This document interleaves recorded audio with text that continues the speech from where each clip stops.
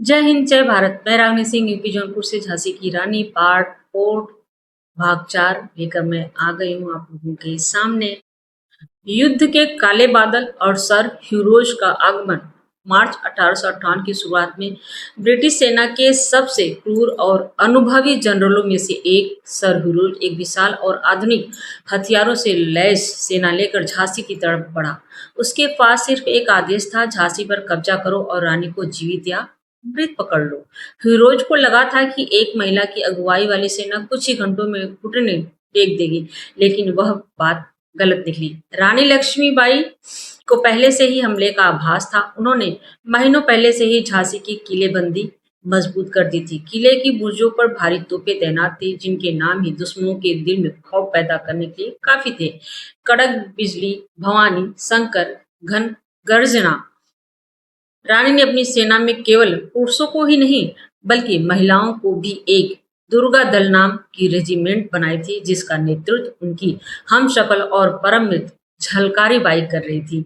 झांसी का बच्चा बच्चा, बूढ़ा बुजुर्ग और महिलाएं सब अपनी मातृभूमि की रक्षा के लिए सिर पर कफन बांध के खड़े हुए थे। ऐसा देश प्रेम था झांसी में।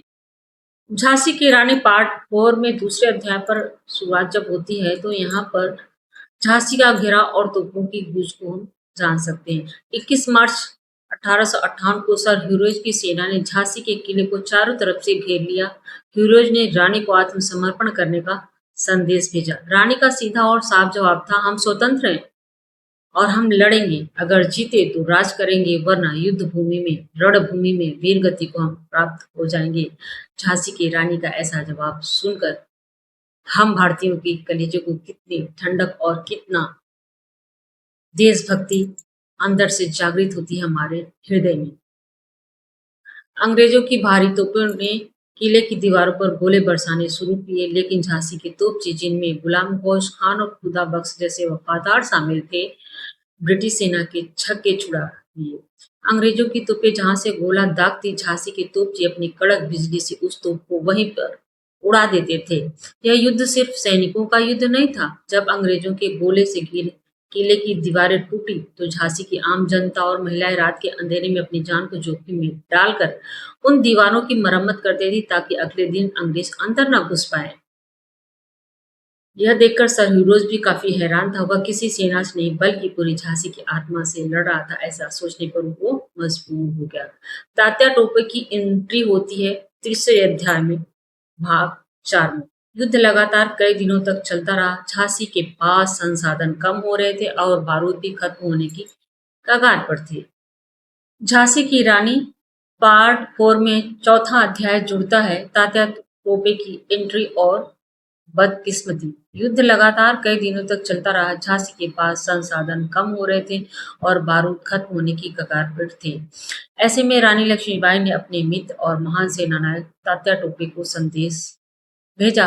तात्या टोपे 20,000 सैनिकों की एक विशाल सेना लेकर झांसी की मदद के लिए रवाना हुए। जब रानी ने किले से दूर तात्या की सेना के झंडे देखे, तो झांसी के सैनिकों में उत्साह की एक लहर दौड़ गई। ऐसा लगा कि अब पासा पलट जाएगा। पर बदकिस्मती यही शुरू हो जाती है। लेकिन यहाँ भाग ने अंग्रेजों का साथ दिया। सर ह्यूरोज एक चतुर रणनीतिकार था।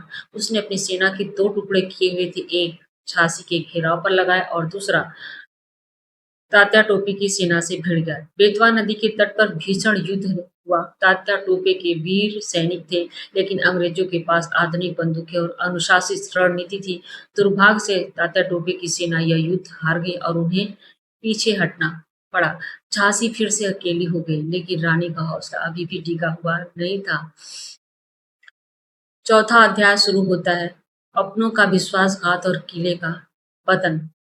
जब अंग्रेज वह आजाद थे, जब तक उनके हाथ में तलवार थी, अंग्रेजों के लिए खतरा टला नहीं था।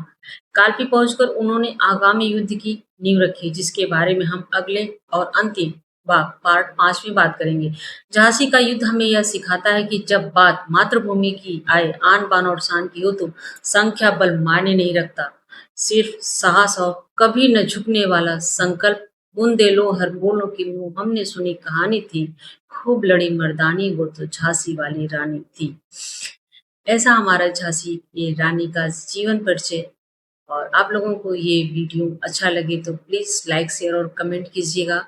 तो जय श्री राम, राधे राधे, हर हर महादेव, मैं रागनी सी यूपी जौनपुर से। धन्यवाद।